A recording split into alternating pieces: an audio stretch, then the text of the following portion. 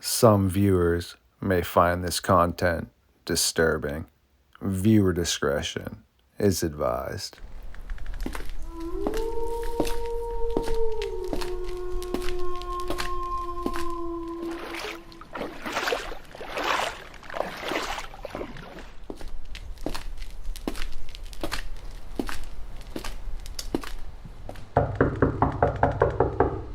Who dares awaken me from my slumber? Jen Jacobs, one of the regional directors from the North American Dogman Project. It is always good to see a fellow teammate stop in to the Fox Den. This must mean once again it is midnight lycanthropy time here on StarFox Radio. Yet please allow me to feed.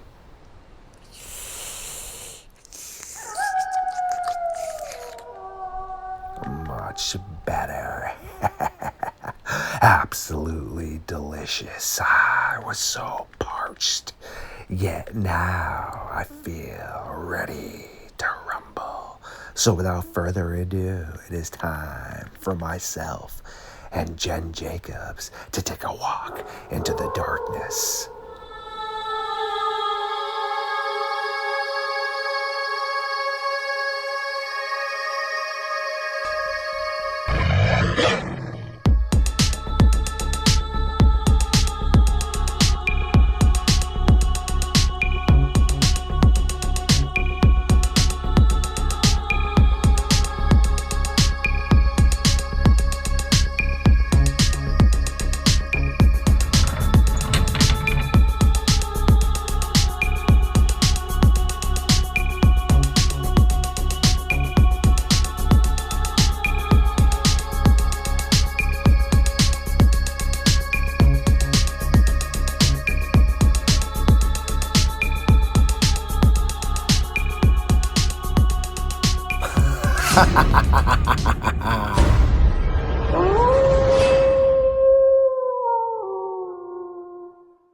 My creatures of the night, yes, welcome back to another episode of Midnight Lycanthropy here on Star Fox Radio.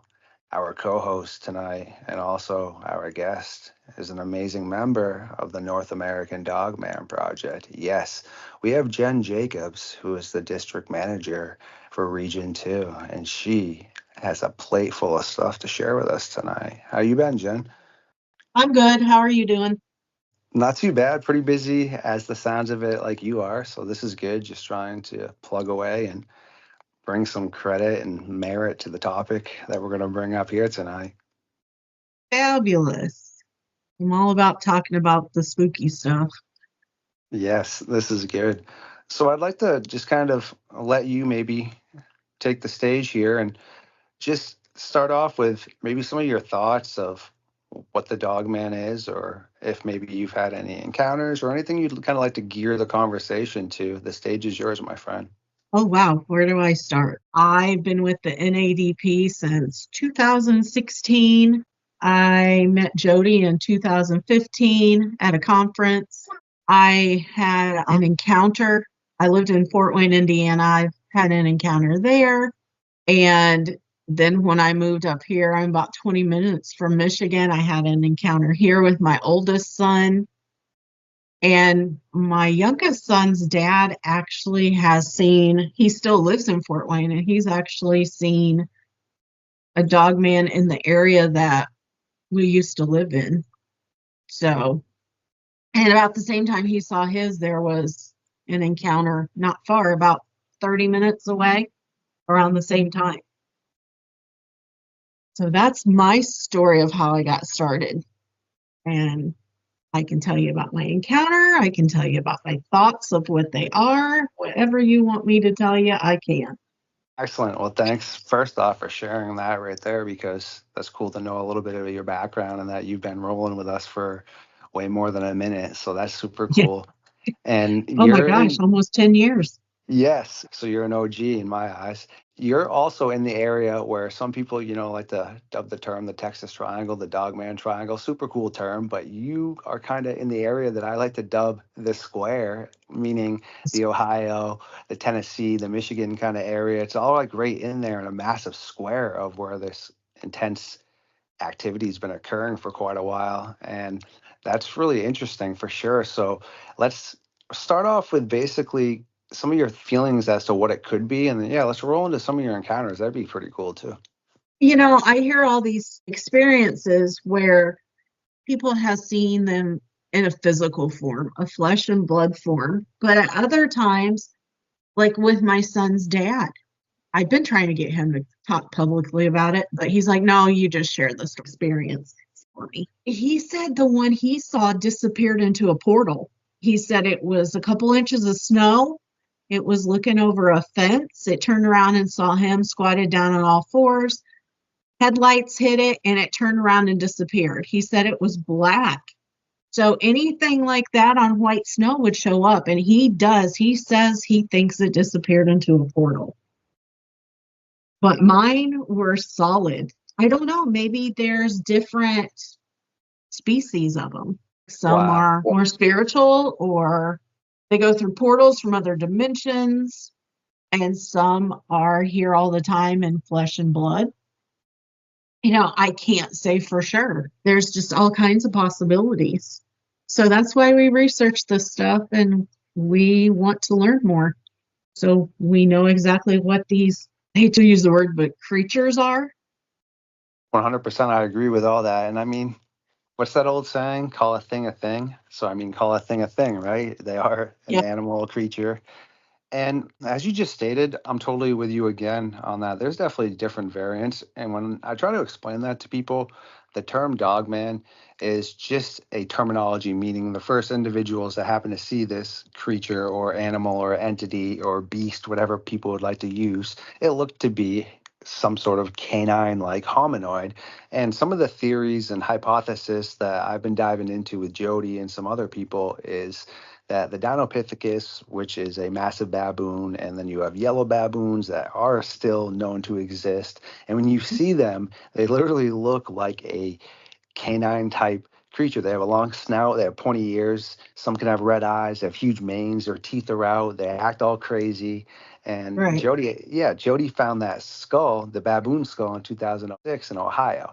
And then, like you were saying now, I think the one that you mentioned that would be more of the entity type aspect is definitely still under that category of the dog man, but it's more of the spiritual type, maybe the negative manifestations of energies, things that I'm not the most familiar with, but that would explain the more supernatural, maybe skinwalker type aspects. Whereas, like you were saying, the one you saw is what I believe are potentially short faced cave bears, cave hyenas, dire wolves, and also some sort of relative of baboons that are running around. Because if you look at all those, not yourself, but all of us, if we look at the way they look and also how they've only been extinct for supposedly 11,000, 12,000 years, give or take, which is nothing.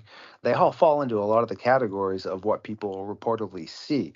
And those would be physical creatures or animals such as you and I that do exist Mhm. here in our present in time. And so that's really interesting you said that. How do you feel about some of that feedback? I agree. You don't know what's out there. They can say something's extinct and it's not. And what was it, last week or the week before they discovered, I can't remember what it was. It was something they thought was extinct and they found it. And look how they thought what is the You're good. squid? The one So that they just recently found. yeah, some Or of the giant squids. Yeah, I know what you're yes, talking that's about. And it. then the Tasmanian tiger. So I can't remember what the creature was they found a couple of weeks ago that they said was extinct, but it wasn't. It could have been a fish or something in the sea. I you know can't what's remember. terrifying about that with the ocean too? 100%. They said, oh man, I think it was that we only know around 20% of the ocean that is mapped Oh yeah. out. That's just Yep. mapped out, okay? And we only know around 10% from exploration. That's just terrifying because obviously we can only go down so far. And when we do go down and see the difference of life, it is really mind-boggling. And I almost think it's narcissistic and arrogance on humans' behalf to think that we can just figure out everything like that, and that every Uh-huh. animal we know is out there, which in actuality it's not true, because I got to speak to a paleontologist a while ago, just because growing up I thought dinosaurs were super cool, so I was just picking her mind. And she was stating, also with the gentleman she was working with, so I should say both of them, that we're only gonna probably ever really find 30 to 40%, not even half of all the creatures that have ever roamed on this earth, and Wow. especially dinosaurs, because the larger the creature is or the animal, it's harder to be fossilized. Okay, so like the short-faced cave bears that they Oh. got those really great bones of, they were in the La Brea tar pit. So unfortunately, any animal that tried to eat or feast on them went down in the pit too. But think of a large dinosaur now, right? Just recently, of a large raptor that is believed to be even bigger than the Utah raptor, they found one complete leg bone, half of its spine, and one of its full feet, and one of its hands, and a piece of its jaw. And that's one of the most complete skeletons they've ever found. So, more or less, though, when a large animal, there's nutrients in that. So the larger you are, it's Mhm. harder to be fossilized, because everything's coming in to eat you and pull you apart. If you're a smaller thing, which is why the majority of the fossils that we have that are excellent are smaller beings, because they fossilize quicker. Yeah, I took archaeology in college. Oh, I loved it, but I knew there wasn't a whole lot of money in it. But at the time I was in college, they had just found a woolly mammoth. They have a peat moss field outside of Fort Wayne, and they had just discovered a woolly mammoth when they were digging for peat moss. And every time I could go out there to dig, it would be pouring the rain and they'd call it off. I was telling my kids the other day, and they were like, well, Xander was excited. He loves his dinosaurs too. That's so cool that you were actually able to have some educational background in that too. Well, if anything I said was incorrect, please do correct myself Oh, and the audience. nothing you said was incorrect that I know of. But yeah, that was one of my favorite classes. Yeah, I'm with you on that too. I always do love to learn and just seep in knowledge, which wish when I was back in high school I had that same type of mind frame, but it's okay, because there's always time to learn. A lot of knowledge is free and priceless. And what's interesting about the mammoths and such is, what's great for the preservation of them is, a lot of those lived in really cold climates and also with the freeze, so they were able to be preserved. But there were only a few species of dinosaurs that we know of that lived potentially in colder environments like that. So I guess in theory, same thing. Who knows? Maybe as the glaciers keep receding, unfortunately, they might Oh, find some yeah. of those dinosaur species. Because I know back in, I believe it was 10 or 11 years ago now, they found a Tyrannosaurus Rex bone that had intact soft tissue and like blood vessels and such. It's really all the situation of how or when something is preserved. So I was watching a show the other day with people getting logs at the bottom of this water in Ontario that are thousands of years old, and they're worth a ton of money because of the rings inside of them, etc. And Wow. people are like, well, how is this being preserved? Shouldn't it be ruined? But because it's so cold down there, and there's Hmm. really not a big current, nothing is happening inside of that. So it's pretty much just preserving it. So, more or less, the reason I use that example is just to try to explain to the audience it's really hard to get things to preserve well. That's just like Lake Superior. It's so cold that if a ship goes down, it's still the same. There's still intact bodies in Lake Superior. It doesn't decompose, it's so cold. That's terrifying. And yeah, I've heard of that as well. Exactly. So, more or less, in a tropical type environment, again, it's just so unfortunate how people have gotten to such a wild mind frame of asking questions that just don't even make sense. Because if anyone takes a second to, there's plenty of videos out there, and there's plenty of people that will even talk to you and show you it. Animal decomposition happens really quick, okay? Especially in environments where it's warm outside, Oh, it's yeah. tropical. Yes. And now, if you're talking about animals that, in my eyes, every animal is intelligent if it's able to exist and succeed in its environment, but there's different levels where different animals are able to comprehend different things. But the example is like gorillas and some of the really intellectual type beings. It took Jane Goodell, again, correct me if I'm wrong, what, 5 years before they ever showed themselves to her? Yeah, she knew they were there, but they were well aware of her too. And for her to gain their trust took 5 years. Okay.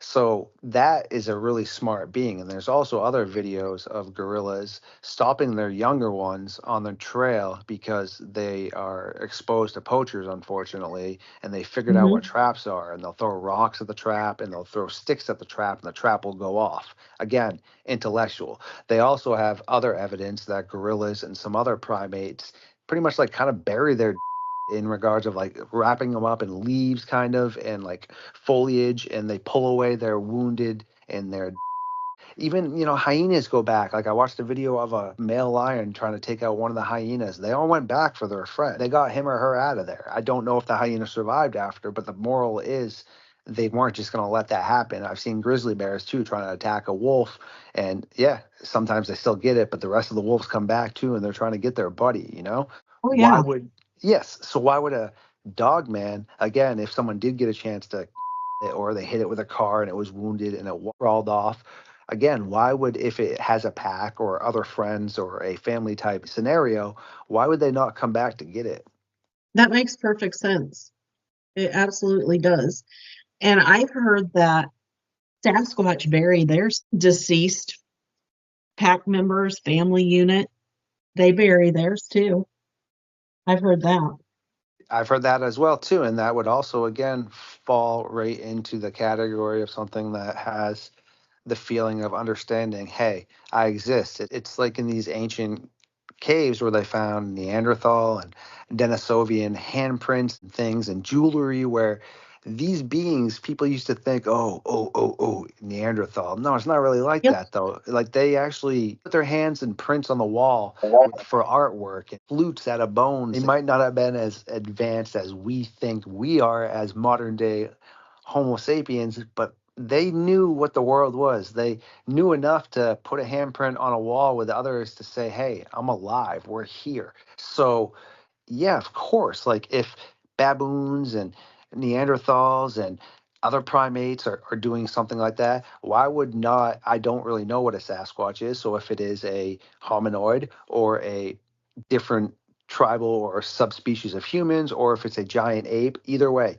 any of the above, that still gives you very plenty of intellect to do that type of behavior. I think people are just so out, and what's that term, left field with some of the ideas of, oh, well, someone should have a body all the time. And it's like, no, it really just doesn't work like that. Go walk out, not you, but anyone go walk out in the woods, okay? And tell me how many animals you just come across. I'm not talking about walking across the road where an unfortunate animal has been hit by a car and you see a carcass. Right. I'm talking about go out in the woods where there's other predators around that will come get that, and show me, unless you comb those areas with a telescope and something that can just magnify everything out of this world, what are you going to find? Well, I can tell you my friend Tamala, she investigates with me. She's part of the NADP too. She lives like 20, 30, about 20 minutes away. And she goes for walks in the woods frequently. And she asked me a couple years ago, she was walking through the woods and she asked me, what tears deer's heads off and puts them on stakes? Like they had put stakes in the ground and deer's heads were torn from their bodies. No, that's I've heard of some of those type of instances, and I believe in Wisconsin it's now been destroyed, but off of Bray Road they had found some. They didn't know if people had done it, like cultists, because there are Mhm. historical aspects stating that there were that type of behavior in the area. Or Well, now, I mean, I've also heard of dogman, just like, all right, think dogman doesn't have to mean canine. I'm just explaining this to the audience, and I've spoken about this in other episodes, and Jen and I will probably touch base on this in the future. So if you want to know some more about that, then go watch some previous episodes, and you'll get more of an understanding of how I'm trying to approach this. So the terminology of canine like can fall into anything. I mean, baboons' legs look like that, and so like I said, but for reference, we'll still use the term dogman just because that's the terminology that has been dubbed as what we're dealing with potentially. So in this area, though, these dogmen or these canine-like creatures also throw things all around. Okay, and baboons, wolves, and all kinds of things do the same thing. They just rip things apart, like they just shred things. So they just cause Yeah. mayhem, especially when they're angry. Okay, I could see that. Whereas other animals like cougars will pull something up into the tree just to chew on it. A bear, digs a hole and eats it.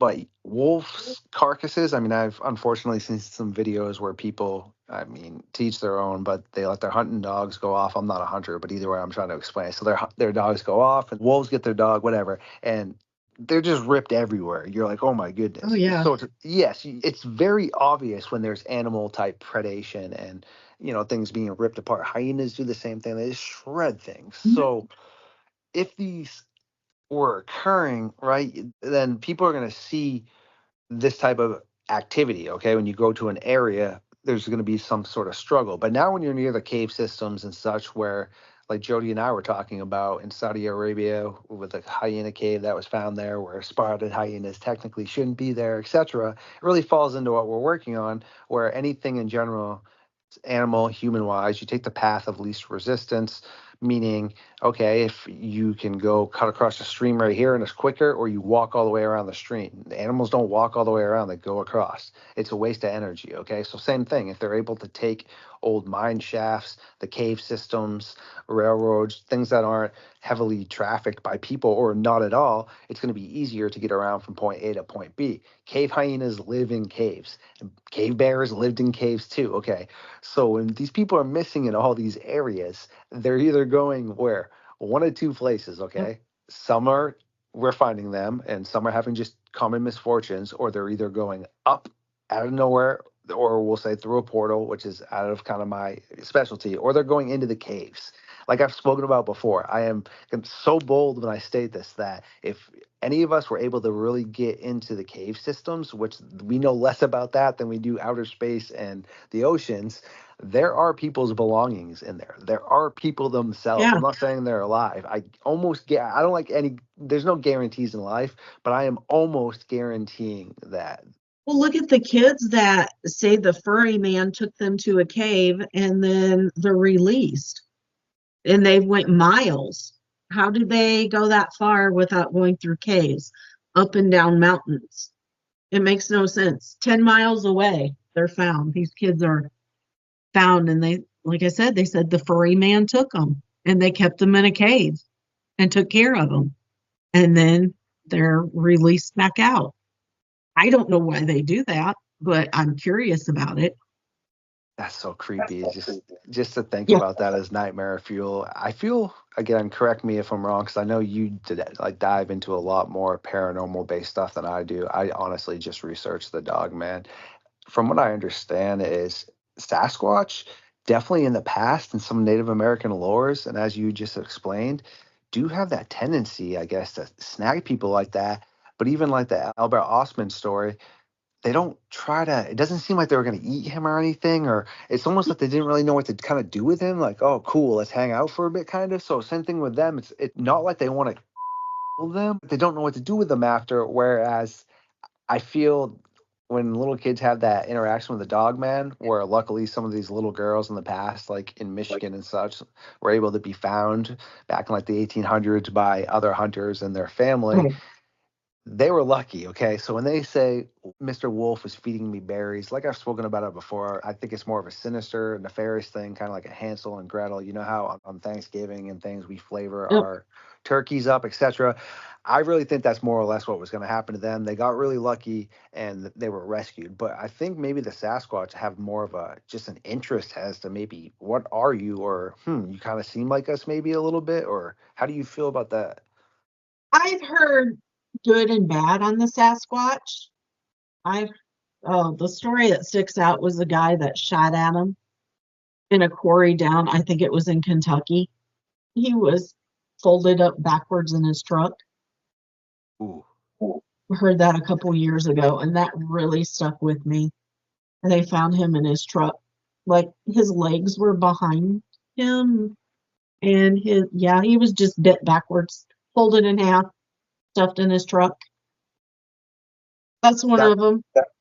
That's creepy as heck. That would make sense, to be quite honest with you, though, as well. Is even if something might be potentially maybe friendly towards you, it's no different than, say, if you're having some sort of relationship with large primates like gorillas. If you shot at one of them and stuff, yeah, you'd probably piss them off, and unfortunately, they might rip you apart. I mean, not you in Oh yeah. general, but just the person that did that. It's like the people that own chimpanzees, and one day they realize, hey, why am I paying attention to this puny human? I'm stronger. This is me. And unfortunately, they just go ballistic and they destroy their owners for no reason at all. And it's just more or less because they realize they're dominant. And yes, so 100% right there.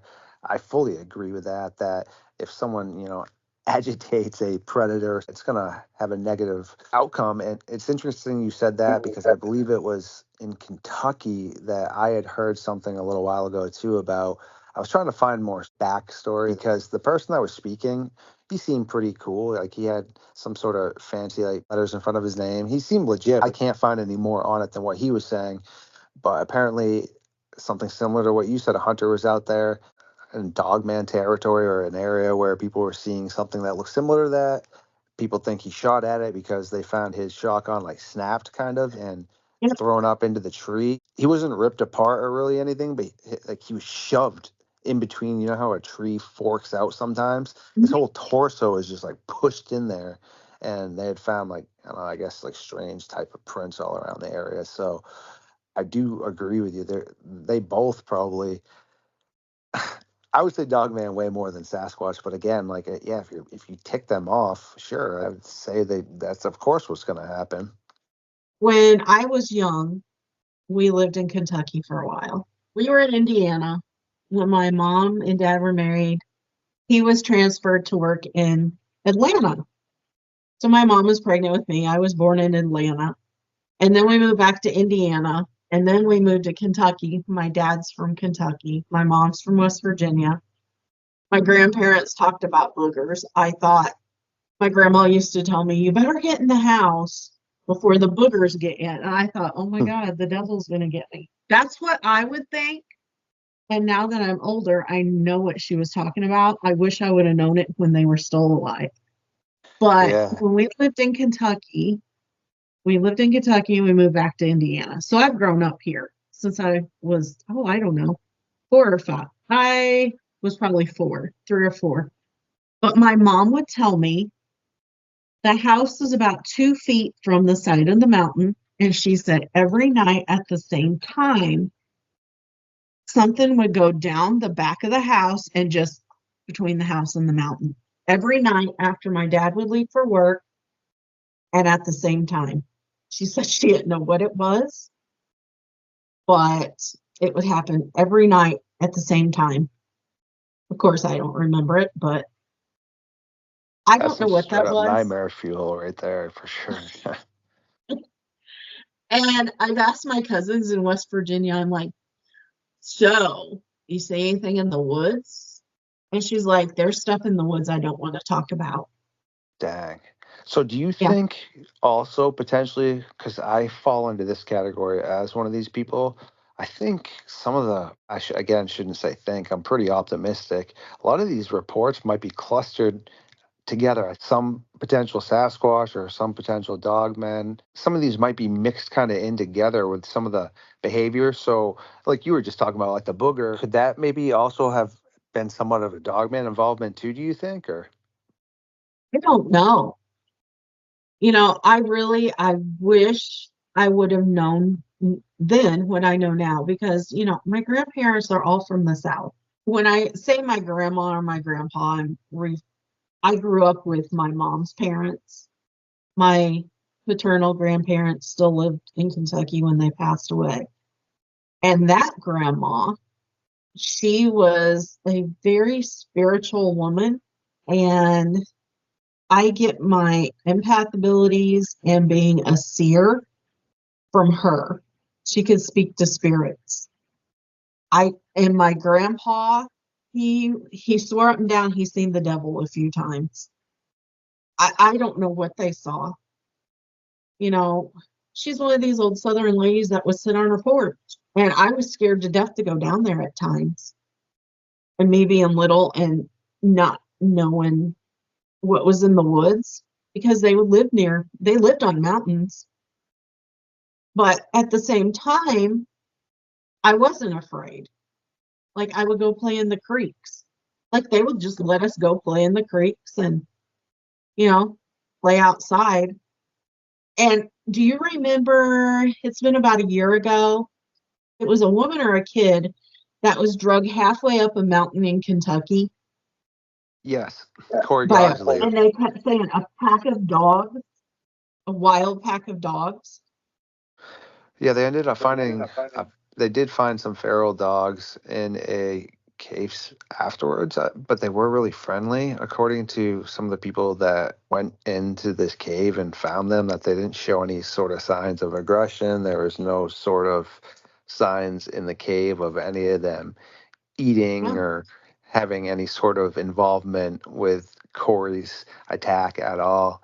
And right, again, yeah, so it's really interesting. And that's also why, with some of the cave hyena prints, and why I've been trying to make some of those charts, is hyenas in general, their prints look to an untrained eye very similar to a bear's. And I think because just in general, people get confused by tracks, like finding a large wolf print. Well, it's a wolf print. It's a big wolf, or some people that will send in pictures of raccoon tracks, or just because they put down their hand. Well, realistically, my hand, I mean, I used to play soccer and I was a goalie. So, I mean, my hands aren't small, but when I look down, right. that's really not that big for something to consistently be able to hold its, own upright, etc. So, but then when you start to talk about some of the potential behaviors of hyenas, bears, and such, like look at baboons. They are very comfortable on quadrupedally and bipedally. And more or less what I was saying is that there are strange tracks that look very similar to hyenas that are being found in the United States that people may have been mistaken for bear, and we actually have some of those on file. So it's really interesting. And it's just cool to be able to sit down with you. And I appreciate you popping in tonight and giving back some of that insight, because there's a ton of answers out there and there's a ton of information. But as you and I both know, unfortunately, there's a ton of misinformation and a ton of misguided subjects out there. So it's just good to be able to try to clarify some things, because every time you and I or anyone else learns things or is able to give out proper information to that next individual, then they're able to repeat the process. And then eventually now we're able to flood with good information and not so much, propaganda or whatever people would like to refer for the terminology. Yeah. What I wanted to tell you about that kid is that's the area that my grandparents lived in. Is where that kid was found by those dogs. They said that was the dogs, and that's the area we lived in when my mom heard the knocks on the trailer. That's Yeah, so crazy. I did ask my cousin's dad if he'd heard anything about it. I was messaging him. I was like, "Did you hear about this?" He's like, "Yeah, they said it was a pack of wild dogs." I'm like, pack of wild. I didn't tell him, but I was thinking a pack of wild dogs didn't drag that kid halfway up that mountain in those woods. They wouldn't have anyhow. They would have just torn them apart as soon as they got Yep, them into the tree line, pulling them back to the cave system or something like that. That's hyena yep. type behavior, or in things where they pull you back in there. But yeah, wolves or hyenas would have just gorged on you right there. A bear would have, same thing, found its little area to dig a hole. Mountain lion would have pulled you up a tree, unless she had cubs or such. But most likely, she would have brought the cubs to the area, etc. So. That's my creepy story for you. That's definitely some straight up nightmare fuel for everybody to try to digest tonight for sure. So no, again, I do appreciate you stopping into the Fox Den tonight, and I look forward to having you back on when you get a little bit more free time and picking your mind some more, and also just getting to hear some of your input as to what you do think is occurring, and getting closer and closer to trying to figure out if we actually have what it is we think, and some pretty good theories. So. Well, thank you for having me. I might have you a creepy story. I'm going to Kentucky myself this weekend. Well, this is excellent. Well, actually, I hope you don't, because that's not good for you. But if you do have one, make sure to talk to it next time you do pop on for sure. Oh, we are going to Bobby Mackey's. So yeah, it's quite a haunted area. I don't know what else is there. Thank you for everyone who once again stopped by for another episode of Midnight Lycanthropy here on Star Fox Radio. If you did like this episode, please share it, comment, and feed the algorithm. And until next time, make sure you're stocked up on silver bullets.